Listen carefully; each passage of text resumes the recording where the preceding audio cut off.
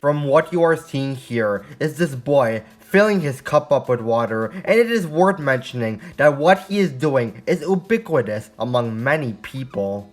But regardless of how commonly used tap water is, it does not, however, negate the major detractor that this tap water is contaminated. And to provide a general meaning of the word contaminated, it would essentially be an undesirable element that either spoils, corrupts, and or infects a certain material, which in this case would be water. And with that fact now put into play, it does make your initial goodwill for tap water feel pretty warped now. But frankly, I don't want to just end there. It would be better if I further contextualize the detrimental effects of contaminated water.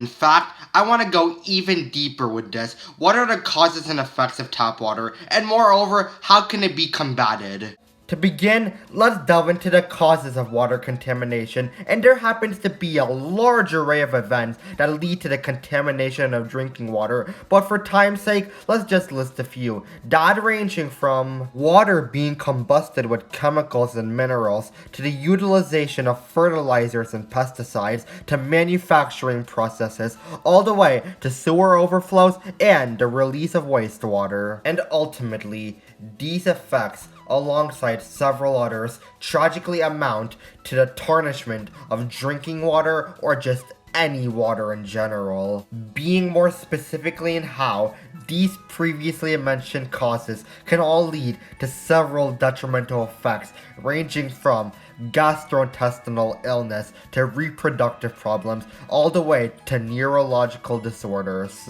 Furthermore, these aforementioned effects seem to share a common theme with each other. That being in how each of the aforementioned effects are instigated by humans, thus putting into perspective how humans and the certain practices they partake in can erupt a flurry of fatal effects upon the environment, and incessantly at that. And incessantly is the key word here, being in how it highlights an inevitable dark reality where, as depressing as it is to say, water contamination and the havoc it wreaks will never cease to exist. And this claim is best illuminated by these graphs that perfectly embody the domination of water contamination.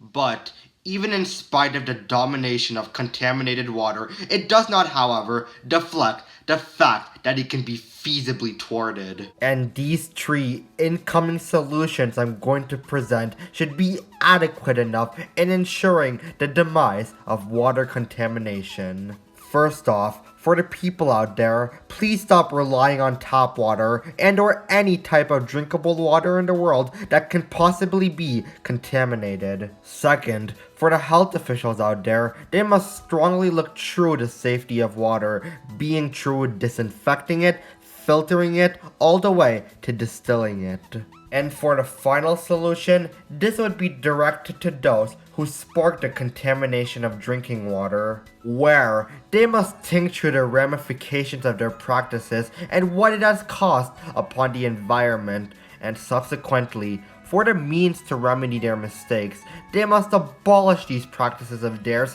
which, while a difficult sacrifice at first, will, in the long run, generate a slew of positive results.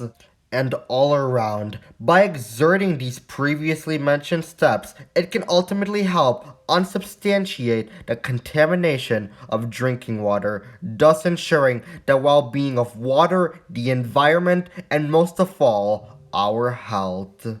This may all be a long process, but through the feeling of hope and perseverance, it will, by all accounts, ultimately result in us having access to clean water and nothing but that.